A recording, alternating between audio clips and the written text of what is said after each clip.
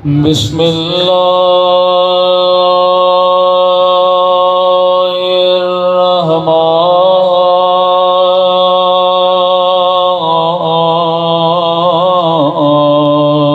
الرحيم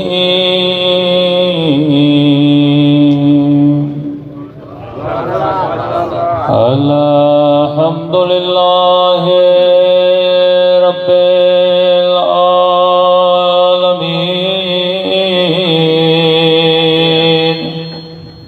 الحمد لله كما هو أهله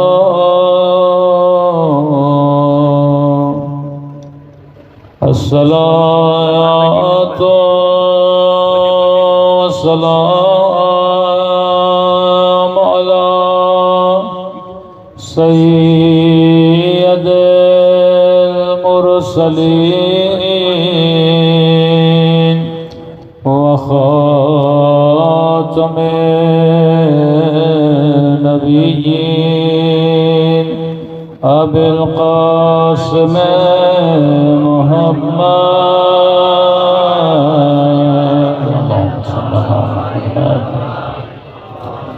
وعلى آله الطيبين الطاهرين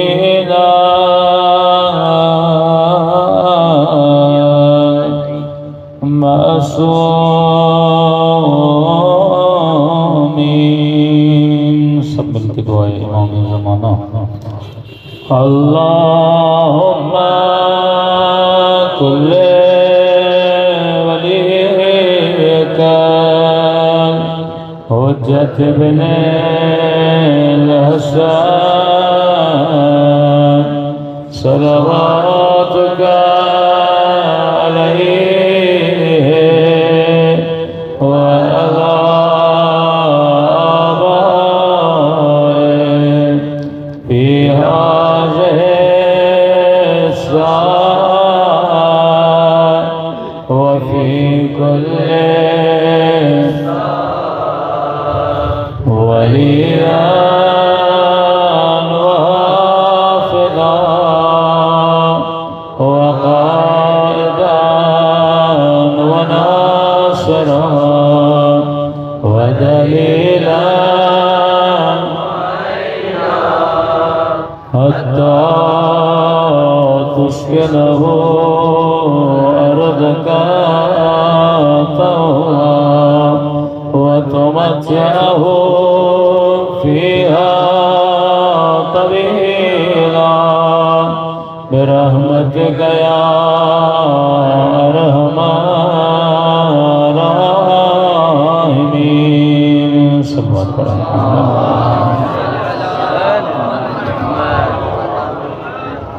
بسم اللہ الرحمن الرحیم. رب اشرح لی صدری ویسر لی امری واحلل عقدۃ من لسانی یفقهوا قولی.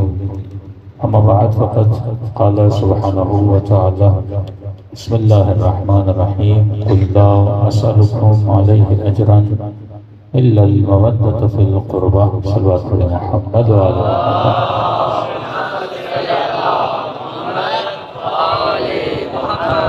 دعا ہے پروردگار عالم آپ سب کا یہاں پہ آنا اپنی بارگاہ میں قبول فرمائے، اور جس مقصد زندگی کی وجہ سے یہ مجالس رکھی جاتی ہیں ان مقاصد میں بھی ہم سب کو کامیابی عطا فرماتے ہیں.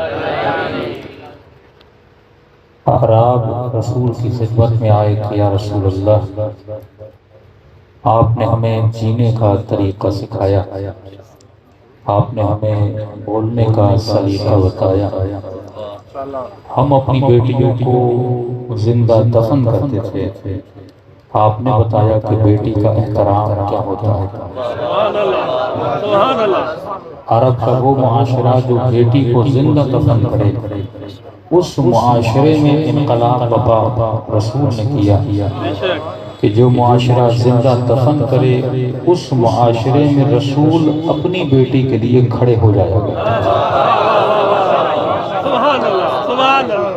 بالکل اپوزٹ یعنی وہ دفن کرتے تھے، رسول احترام کے لیے کھڑے ہو جاتے تھے۔ یا رسول اللہ، ہم مکے کی گلیوں کا نجس پانی پیا کرتے تھے، آپ نے ہمیں بتایا کہ طہارت کیا ہوتی ہے، آپ نے ہمیں بتایا کہ نجاست کیا ہوتی ہے، ہمیں تو نہ ماں کی تمیز تھی نہ بہن کی تمیز تھی، آپ نے ہمیں درس دیا، لہٰذا ان تمام تر محنتوں کا آپ کو صلہ دینا چاہتے ہیں۔ آپ نے اللہ کی پہچان کروائی، مکے کی پہچان کروائی، کعبے کی پہچان کروائی، یا رسول اللہ صلہ دینا چاہتے ہیں۔ یہ صلہ میں سونا لے کر آئے، پیسہ لے کر آئے، مال لے کر آئے، کوئی بکریاں لے کر آیا، کوئی اونٹ لے کر آیا۔ نبی خدا نے فرمایا کہ اللہ کا حکم ہے، مجھے تم سے کچھ بھی نہیں چاہیے، کہہ دیجئے کہ میں اس محنت کے بدلے میں کہ آج جو تم سجدے کر رہے ہو مصطفیٰ کی وجہ سے، آج جو تم حلال و حرام کی تمیز کو جان رہے ہو مصطفیٰ کی وجہ سے، تو فرمایا مجھے کوئی اجر نہیں چاہیے، بس ایک چیز چاہیے کہ میری آل سے مودت کرنا۔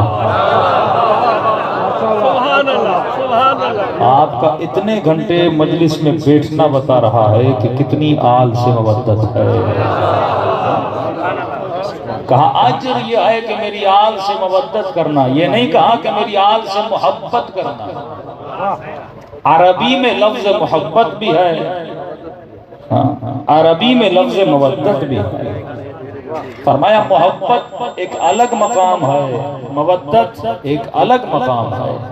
کیا مطلب؟ کہ محبت بیوی سے کرتے ہو، محبت بچوں سے کرتے ہو، محبت اپنے گاؤں سے کرتے ہو، محبت اپنی زبان سے کرتے ہو، محبت اپنی قوم سے کرتے ہو، محبت اپنے گھر سے کرتے ہو، محبت اپنے قبیلے سے کرتے ہو۔ جہاں کائنات کی ساری محبتیں ختم ہوتی ہیں وہاں سے مودت کی ابتدا ہوتی ہے۔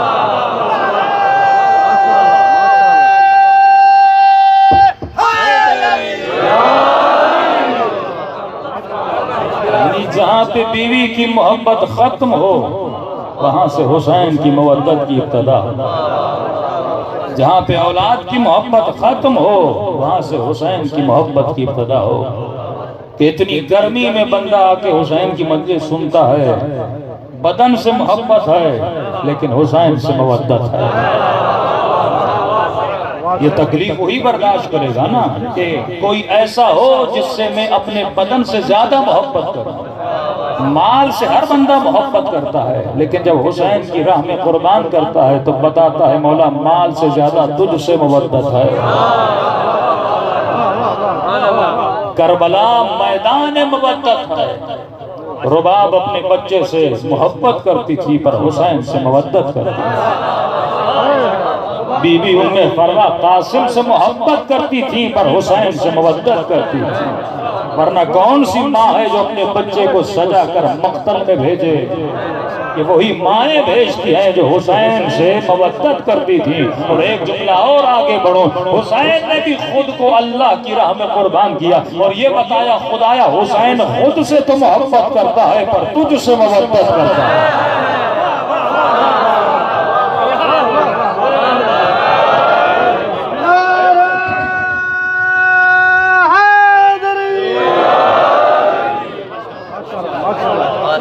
تو دیکھیے یہ جو معاملہ ہے یہ قربانی کا معاملہ ہے، اور قربانی وہی دیتا ہے جس کے دل میں جتنی محبت زیادہ ہوتی ہے۔ اچھا ایک عجیب بات کہوں کہ انسان کی پوری زندگی کا توجہ ہے نا میری طرف، لاؤڈ کی آواز تھوڑی بڑھائیں اور ایک ہی سیٹنگ رکھیں۔ انسان کی پوری زندگی کی جو مدار ہے جس کے گرد یہ گھومتا ہے، مولا فرماتے ہیں حل الدین الا الحب والبغض، کیا دین محبت اور بغض کے علاوہ اور کچھ ہے؟ اور جب غور کیا تو زندگی میں یہی دو چیزیں ہیں جو انسان سے سب کرواتی ہیں۔ بھائی اگر ماں کے دل میں بچے کی محبت نہ ہو، کون سی عورت 9 مہینے اس کو پیٹ میں رکھے؟ یہ اتنا صبر، اتنی تکلیف جو ماں کرتی ہے کس چیز کی وجہ سے؟ محبت کی وجہ سے۔ اگر محبت کا جذبہ نہ ہو تو کوئی بھی عورت بچہ پیدا نہ کرے۔ اگر محبت کا جذبہ نہ ہو تو پوری رات یہ ماں اس بچے کے لیے نہ جاگے۔ بھئی بندہ 1 لاکھ کمائے، 1.5 لاکھ کمائے، 20,000 کمائے، 50,000 کمائے، اپنے لیے کافی ہے، لیکن یہ باپ پورا دن محنت کرتا ہے۔ روٹی اپنے لیے تو پوری ہے نا، لیکن کس کے لیے کرتا ہے؟ بچوں کے لیے۔ پسینہ بچوں کے لیے بہا رہا ہے، زحمتیں بچوں کے لیے کر رہا ہے، مریض ہے لیکن پھر بھی جاتا ہے، بچے کی پرواہ ہے۔ یہ کون سا جذبہ ہے جو باپ کو گھر سے نکالتا ہے اور زمینوں تک پہنچاتا ہے؟ یہ محبت کا جذبہ ہے۔ آپ کو کسی نے مجبور نہیں کیا مجلس میں آنے میں، لیکن یہ کون سا جذبہ ہے جو حسین کے فرش پہ بلاتا ہے؟ یہ حسین کی محبت کا جذبہ ہے۔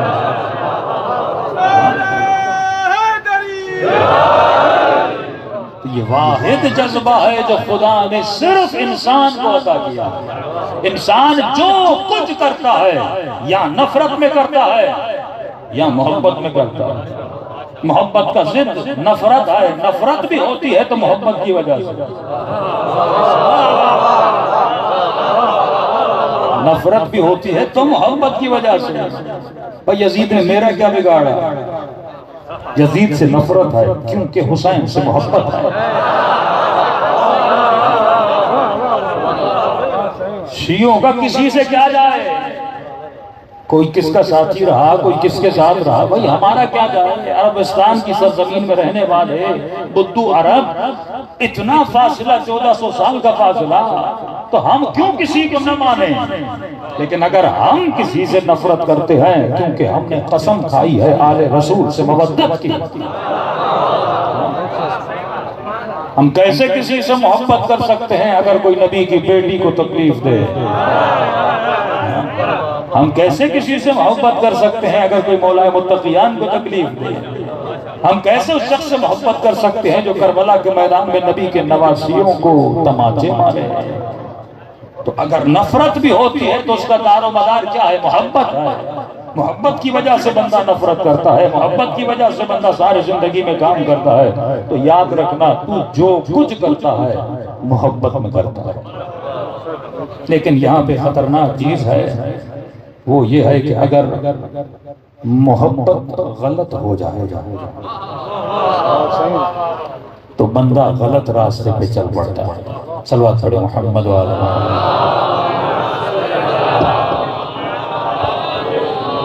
اور دیگر صلوات پڑھیں محمد وعلی۔ کہ میں مجلسیں پڑھتا ہوں فکر کو کھولنے کے لیے، تھوڑی توجہ ادھر ادھر ہوئی میری مجلس ضائع ہو جائے گی، ٹھیک ہے نا؟ ٹاپک سمجھانا بڑا اہم ہے۔ اب محبت بری نہیں ہے، محبت کا جذبہ دنیا کا پاک ترین جذبہ ہے، جس سے ہوتی ہے نا وہ برا ہوتا ہے۔ محبت بری نہیں ہے، سوال یہ ہے تو محبت کر کس سے رہا ہے؟ یہ تیرا انتخاب اچھا ہونا چاہیے۔ مولا سے پوچھا گیا مولا انسان کی قیمت کیا ہے؟ انسان کی قیمت، بکری کی قیمت، بکرے کی قیمت، ہاں ہر چیز کی قیمت، ایک پلیٹ ہے، ایک برش ہے، ہر چیز کی قیمت، گاڑی کی قیمت، لیکن دنیا کی سب سے بڑی مشین جس کا نام انسان ہے، جس نے کائنات کی ہر مشین کو بنایا، جہاز انسان نے بنایا، کمپیوٹر انسان نے بنایا، موبائل انسان نے بنایا، یہ اور بات ہے اپنی ہی بنائی ہوئی چیزوں کا غلام بن جاتا ہے۔ خدا کہتا ہے سخر لکم ما فی السماوات و ما فی الارض، اے انسان نے پوری کائنات کو تیرے لیے مسخر کر دیا، تو چاہے تو میری دریاؤں کو چیرتا ہوا جائے، میں نے اختیار دیا کشتی بنا دریا کو چیر، میں نے اختیار دیا تو چاہے میری ہواؤں کو چیرتا ہوا جائے، میں نے تجھے اختیار دیا، یہ بیل، یہ گدھا، یہ بکری، یہ میں نے تیرے اختیار میں رکھی۔ آج تک گدھے نے کہا کہ میرے اوپر اتنا وزن کیوں رکھتا ہے؟ میں نے تیرے اختیار میں دیا۔ شیر درندگی کا عالم ہے اس میں، لیکن اس شیر کو تو پنجرے میں قیدی بناتا ہے، جیسا تو کہتا ہے یہ ویسا کرتا ہے۔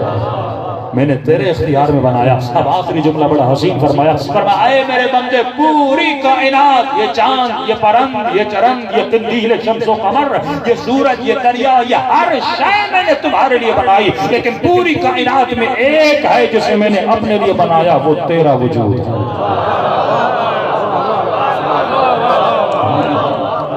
تو اللہ کے لیے بنا ہے, دنیا کے لیے نہیں بنا.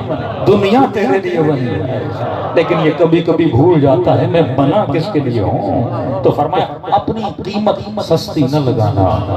اب سنیے مولا کیا فرماتے ہیں. مولا انسان کی قیمت کیا ہے؟ قیمت انسان کی قیمت کیا ہے؟ مولا فرماتے ہیں انسان کی مفہومی ترجمہ کر رہا ہوں. انسان کی قیمت وہی ہے جو انسان خود لگاتا ہے. اور آسان کر, انسان کی قیمت وہی ہے جو انسان انتخاب کرتا ہے, سلیکٹ کرتا ہے. مثال کے طور پہ آپ کو لگی بھوک, سامنے 4 کھانے, پیٹ کو تو کھانا چاہیے. پیٹ کو نہ پتا ہے کہ حلال ہے نہ پتا ہے کہ حرام. زہر بھی ڈالو گے نا یہ ہضم کر لے گا, اس کا اس سے دار و مدار نہیں ہے. یہ تو ہے جسے پتا ہے کہ یہ حلال ہے حرام ہے.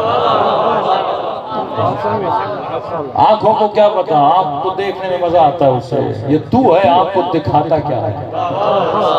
کانوں کو کیا ہے, اسے سننے میں مزہ آتا ہے, یہ تو ہے جو کانوں کو سناتا کیا ہے.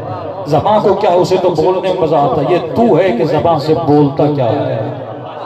انتخاب تیرا ہے, پیٹ کا کوئی قصور نہیں. سامنے سفرہ لگا ہے, بکری کا گوشت بھی پڑا ہے, کتے کا گوشت بھی پڑا ہے, گدھے کا گوشت بھی پڑا ہے, مرغی کا گوشت بھی پڑا ہے. تو جو ڈالے گا پیٹ کھا لے گا. کئی لوگ کراچی میں گدھے کی بریانیاں کھا گئے. ہاں بھائی, پتا تک نہ چلا کہ گدھا کھا رہے ہیں یا بکری کھا رہے ہیں, کیونکہ پیٹ کو تو پتا نہیں لگتا نا. یہ تو ہے, فَلْيَنْظُرُ الْإِنسَانُ إِلَىٰ طَعَامِهِ, اے انسان تو دیکھ کے کھا کے کیا کھا رہا ہے. یہ تیرا انتخاب ہے. 4 کھانے تمہارے سفرے کے سامنے پڑے ہوئے ہیں. اگر تو بکرے کا انتخاب کرتا ہے یہ تیری قیمت ہے.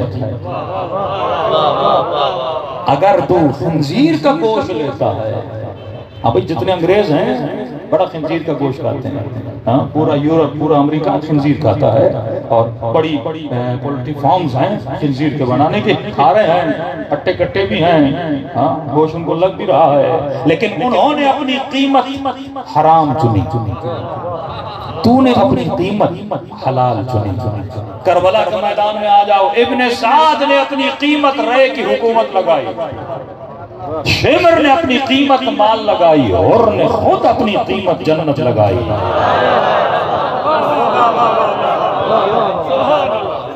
تو انسان کی قیمت وہی ہے جو یہ خود لگاتا ہے.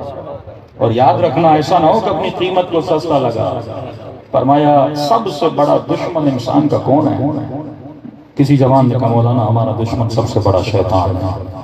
کسی نے کہا یزید ہے, کسی نے کہا شمر ہے. میں نے کہا نہیں, تیرا سب سے بڑا دشمن نہ شیطان ہے نہ شمر ہے. مولا فرماتے ہیں انسان کا سب سے بڑا دشمن انسان کی اپنی جہالت ہے. یہ جاہل ہوگا تو شیطان گمراہ کرے گا نا. اگر اس میں علم ہوگا شیطان کیسے گمراہ کرے گا؟ بڑے سے بڑے لوگ گمراہ کرتے, کیسے گمراہ کرتے؟ ہم کیا ہوتے ہیں؟ جاہل ہوتے ہیں. اگر علم ہو شیطان کبھی بھی ہمیں گمراہ نہ کر سکے, وہ آپ کی جہالت سے فائدہ لیتا ہے. تو اگر شیطان کے جھانسے سے بچنا چاہتے ہو تو مولا کے در پہ آ جاؤ کہ فرمایا اطلب العلم من المہد الى اللحد. علی والا ماں کے گہوارے سے لے کر قبر کے دہانے تک علم حاصل کرتا ہے.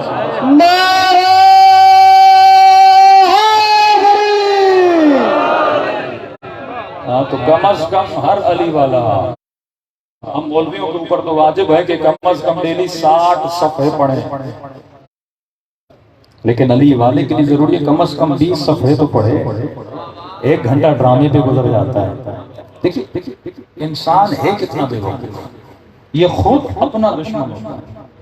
جہولا ہے نا, جاہل ہے.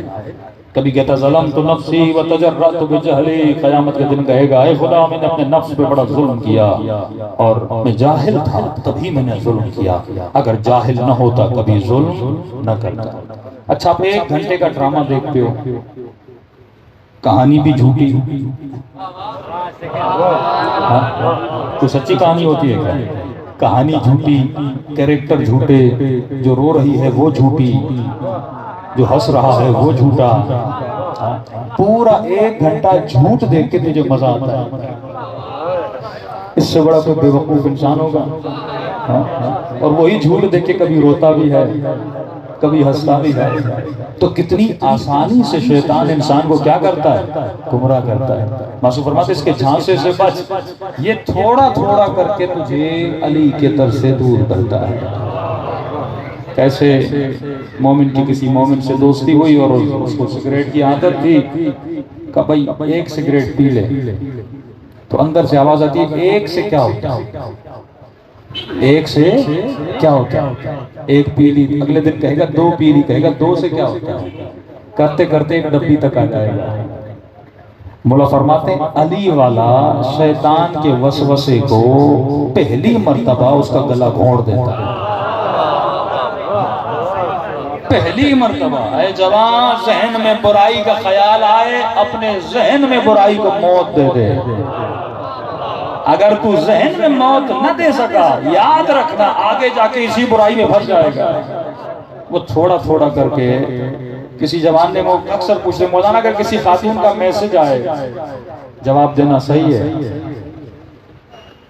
میں نے کہا نہیں، کہ مولانا سلام کا جواب تو واجب ہے۔ میں نے کہا شیطان کو بتا ہے کس دروازے سے اندر آنا ہے، راستے پہ چلتا ہے، تو نے اتنوں کو تو سلام نہیں کیا۔ اتنی پرواہ کے خاتون نے میسج کے مولانا جواب دوں کہ نہیں دینا؟ میں نے کہا نہیں، وہ جواب جس سے بندہ حرام میں پڑے، حرام کا مقدمہ بھی حرام ہو جاتا ہے قطعاً۔ کبھی بھی یعنی کبھی بھی شیطان کے لیے کھڑکی کھولو ہی نہیں۔ تم نے 1 مرتبہ کھڑکی کھول لی، وہ تمہارے گھر کے اندر داخل ہو جائے گا۔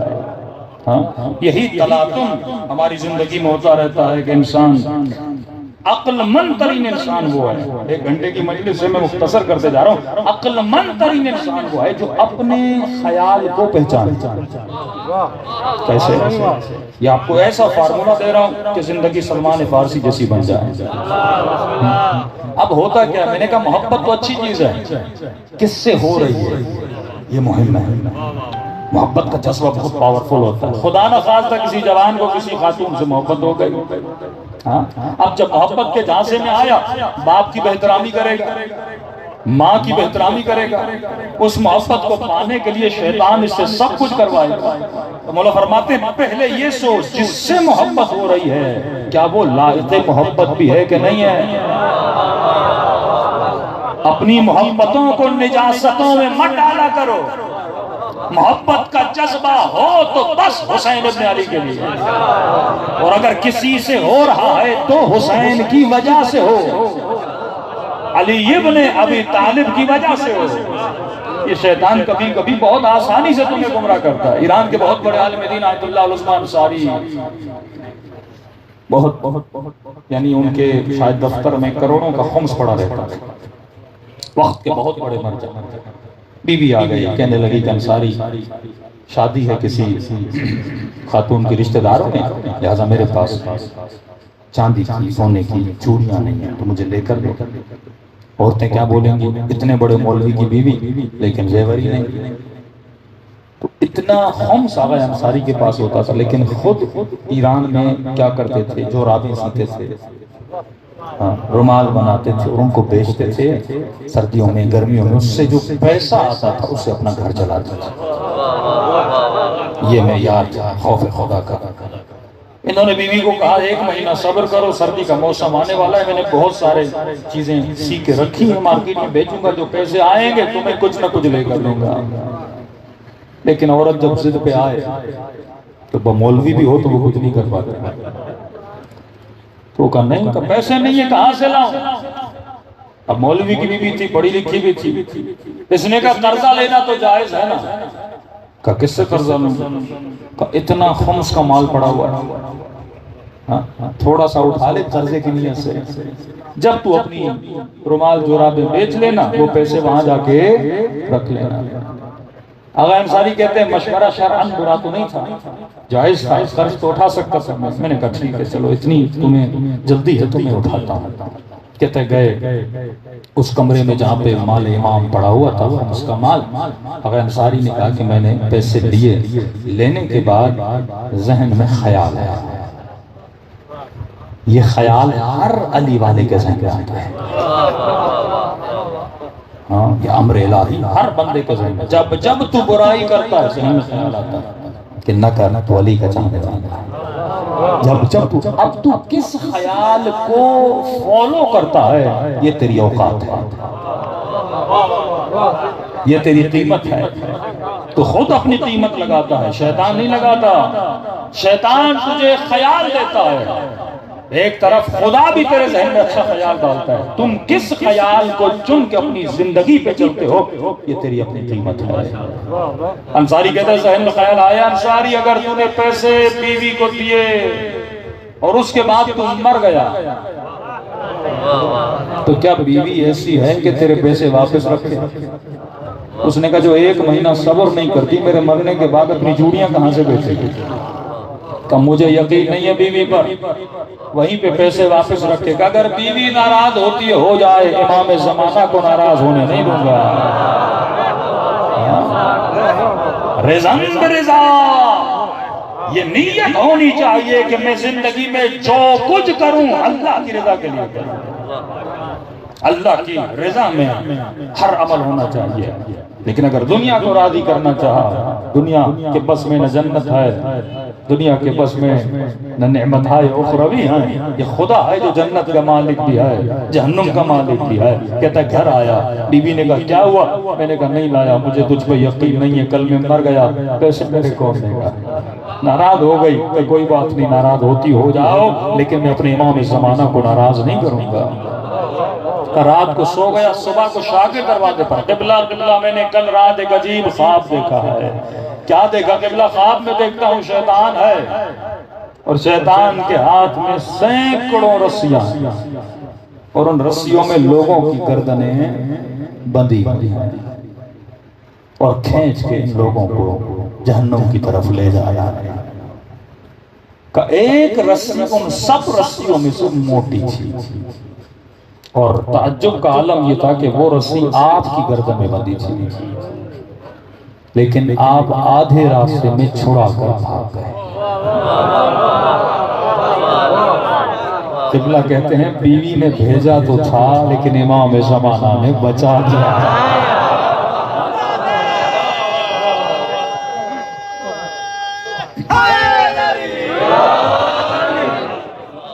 تو یہی زندگی میں ٹسل ہوتی ہے کہ بندہ کس کی سنے۔ اگر باپ کے گھر میں رہتے ہو اور باپ کا کھانا کھاتے ہو تو باپ کی اطاعت واجب ہے، باپ کی ولایت ہے تیرے اوپر۔ عورت اگر شوہر کے گھر میں ہے، شوہر نفقہ دے رہا ہے تو شوہر کی اطاعت واجب ہے۔ لیکن اگر شوہر نے چھوڑ دیا، خرچہ بھی نہیں دے رہا، اپنے باپ کے گھر میں، اب باپ کی اطاعت واجب ہے، شوہر کی اطاعت واجب نہیں ہے۔ جب شوہر کے گھر میں تو شوہر کی ولایت واجب، جب باپ کے گھر میں تو باپ کی ولایت واجب، بیٹا باپ کے گھر میں ماں باپ کی اطاعت واجب۔ لیکن اگر باپ کی اطاعت علی کی اطاعت سے ٹکرا جائے تو کس کی واجب ہوگی؟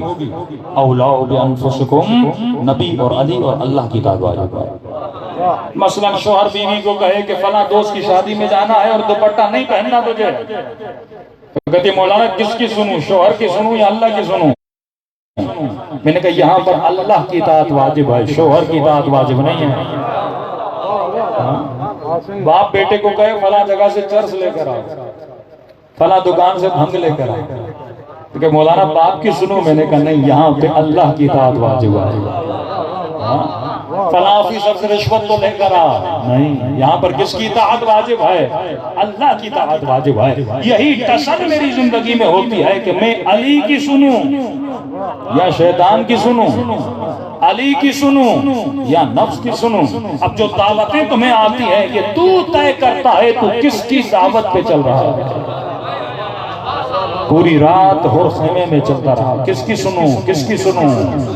ایک مرتبہ حکومت تھی سامنے، دوسری طرف جنت تھی سامنے، اور نے موت کو گلے لگایا اور اپنی جان کو حسین کو قربان کیا۔ یہی جنگ تمہارے اندر میں چلتی رہتی ہے۔ مولا فرماتے ہیں اگر مومنوں میں عقل آ جائے تو ان کے گھروں میں سکون آ جائے۔ یہ کیسا علی والا مجلس میں آتا ہے، گھر جاتا ہے کوئی سکون نہیں، بیوی نہیں سنتی، بچے نہیں سنتے، بھائی کیوں ہمارے گھر ایسے ہیں؟ علی والوں کے گھر تو علی جیسے ہونے چاہیے۔ شوہر کو بیوی سے بات کرنے کا اخلاق نہیں، بیوی کو شوہر سے بات کرنے کا اخلاق نہیں، بچے کو باپ سے بات کرنے کا اخلاق نہیں، دکان پہ جاتا ہے تو بزنس میں گالیاں دیتا ہے۔ مولا فرماتے ہیں انی اکرہ لکم ان تکونوا من السبابین، میں علی پسند نہیں کرتا کوئی علی والا گالی دے۔ یہ کبھی بھی جنت میں علی کے ساتھ نہیں رہ سکتا اگر اس کی زبان سے نجاست ہے۔ اے جوان، اگر آنکھوں سے امام زمانہ کی زیارت کرنی ہے، کبھی ان آنکھوں کو گناہوں میں مبتلا نہ کرنا۔ آج بڑا آسان ہے انسان اپنے ایمان کو پرکھے، بڑا آسان ہے گھر جانا، رات کو اپنا موبائل کھولنا۔ اگر تیری موبائل میں اندر نور ہے تو تیرے دل میں بھی نور ہے۔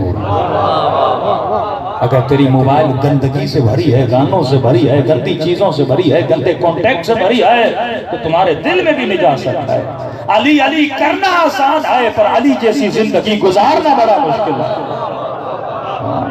صرف بڑی آسانی سے آپ لوگوں نے نعرہ حیدری مار کے یا علی بول دیا، کتنا آسان ہے یا علی بولنا، کہاں یا علی کہنا، کہاں علی کے ساتھ رہنا۔ اگر یہ مجلس مجھے علی کے ساتھ رہنا نہ سکھائے تو اس مجلس کا نہ پڑھنے والے کا فائدہ ہے نہ سننے والے کا فائدہ ہے۔ حسین نے 17 خطبے دیے کربلا کے میدان میں، خطبوں کا اثر نہیں ہوا، لیکن خوشی تب حسین کو ملی جب ایک اور بن کے حسین کے لشکر۔ تو بانی مجلس کو خوشی تب ملے جب اس کی مجلس سے ایک جوان نمازی بن کے اٹھے، ایک خاتون با پردہ ہو کر اٹھے۔ وہ جوان جو باپ کے ساتھ احترامی کرتا تھا اس مجلس کے بعد گھر جائے اور باپ کے ہاتھوں کا بوسہ دے۔ وہ شوہر جو بیوی کو مارتا تھا مجلس کے بعد گھر جا کے انا کیسی گناہ کیا ہے تو معافی مانگ، اللہ کا گناہ ہے تو اللہ کے دربار میں، لیکن اگر تم نے بندوں پہ ظلم کیا ہے بندوں سے معافی مانگی جاتی ہے۔ نبی کا صحابی ہے کہ یا رسول اللہ ایک مرتبہ آپ اپنی سواری کو چھڑی مار رہے تھے، میری پیٹھ پہ لگ گئی تھی۔ رسالت مآب رحمت للعالمین نبی، آپ چھڑی مار رہے تھے مجھے لگی تھی، نبی نے فرمایا قصاص ہوگا، جتنا میں نے مارا تھا اتنا تو مصطفیٰ کو مار، جتنا میں نے مارا تھا اتنا تو مجھے مار۔ نبی رسول خدا نے اپنی قمیض اوپر اس کے ہاتھ میں چھڑی کہا مجھے مار، یہ چھڑی کو زمین پہ پھینکتا ہے، مہر نبوت کا بوسہ۔ کہا کیا کر رہے؟ کہا یا رسول اللہ آپ نے چھڑی ماری نہیں تھی، میں نے بس چاہا کہ آپ کی زیارت ہو جائے۔ یہ کردار رسول کریم ہے میرے عزیز۔ فرمایا وَلَا تَلْبِسُوا، اپنے ایمان کو ظلم کا لباس نہ پہنائے۔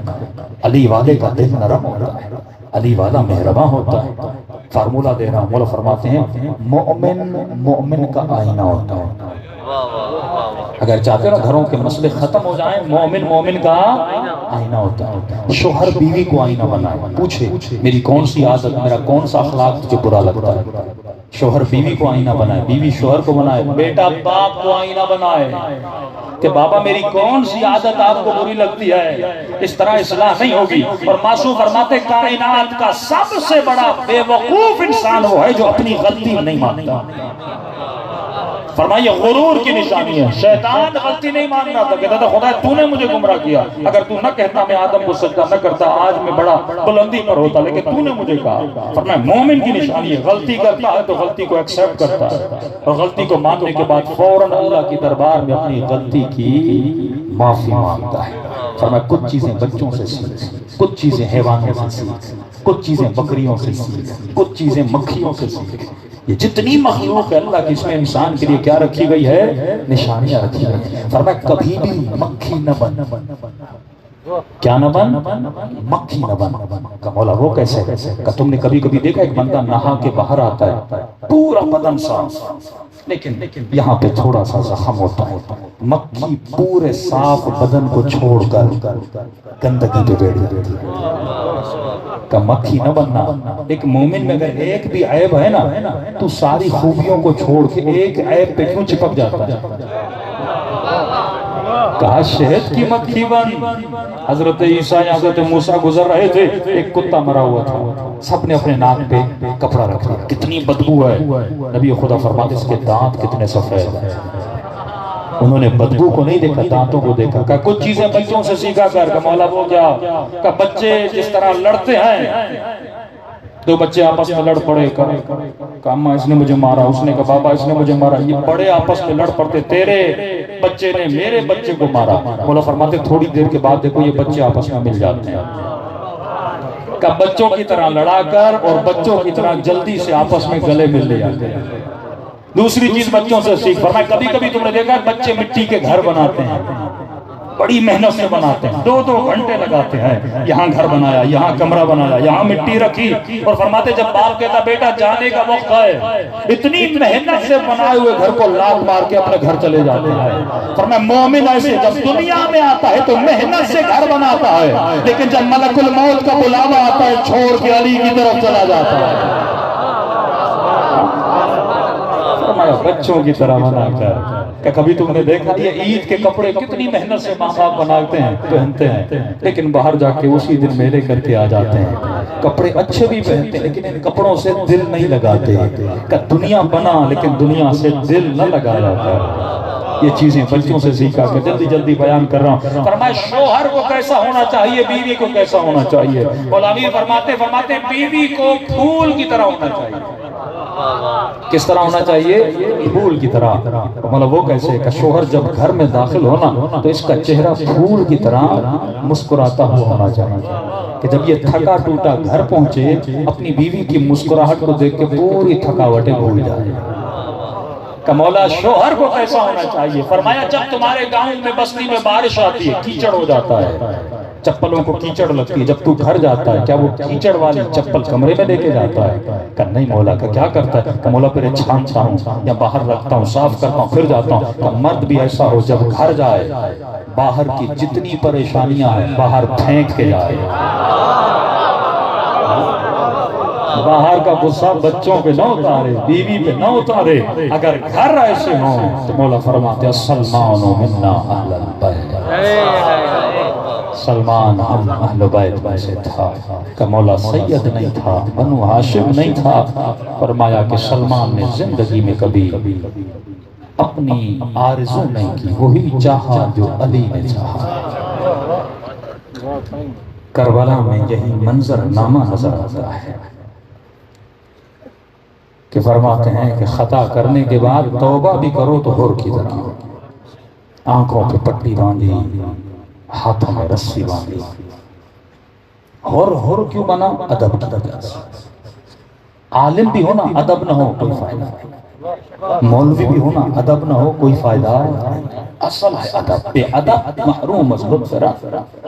فرما بندہ گناہ تبھی کرتا ہے جب بے ادب ہو جاتا ہے، جب بے حیا ہوتا ہے تو گناہ کرتا ہے، لیکن فرمایا جب کوئی حیا کرے حسین اسے فرش عرش میں لے جاتے ہیں۔ حر نے خطا کی لیکن حر نے بے حیائی نہیں کی۔ کس کا حیا کیا؟ جناب سیدہ فاطمہ کا حیا۔ فرمایا حسرت تھی حسن و حسین کو کہ کوئی ہماری ماں کا حیا کرے۔ پہلا تیر لگا کر امام حسین کو سینے میں، خون فوارے کی طرح جاری ہوا، ہاتھوں پہ خون کو لیا۔ پہلا جملہ یہ کہا کہ نانا میں وہ منگل کا دن نہیں بھولوں گا۔ کہ کون سا منگل کا دن؟ کہ جس دن میری ماں کو دربار میں کھڑا کیا گیا، اس دن مسلمان میری ماں کا حیا کرتے، آج یہ حسین کو پتھر نہ مارتے۔ اس دن میری ماں کا حیا کرتے، آج علی کی بیٹیوں کی چادریں نہ لوٹی جاتی۔ اور حر کو انعام ملا کیونکہ حر نے سیدہ کا حیا کیا۔ سید امیر داماد بہت پہنچی ہوئی شخصیت، گناہ سے بچنے کے لیے اپنی انگلیاں جلا دی تھی. سید نے بادشاہ نے پوچھا سید لوگ گناہ کے لیے ترستے ہیں لیکن تم نے انگلیاں جلا دی کیوں؟ وہ کون سی طاقت ہے جو تجھے گناہ سے روکتی ہے؟ سید نے کہا قبلہ میں سید ہوں. جب گناہ کی نیت آتی ہے ذہن میں خیال بھی آتا ہے تو میں نے حدیث پڑھی ہوئی ہے کہ میدان محشر میں سب سے پہلے ایک ناقے پہ سیدہ فاطمہ کو لایا جائے گا. ایک ہاتھ میں حسین کا خون بھرا کرتا ہوگا، دوسرے ہاتھ میں حسن کے جگر کے ٹکڑے ہوگا. میں اس دن سے گھبرا رہا تھا اگر میں یہاں گناہ کروں تو بی بی کو چہرہ کیا دکھاؤں گا. اگر پوچھ لیں کہ تو سید تھا، تو میرا چاہنے والا تھا، تو نے ایسا کیوں کیا؟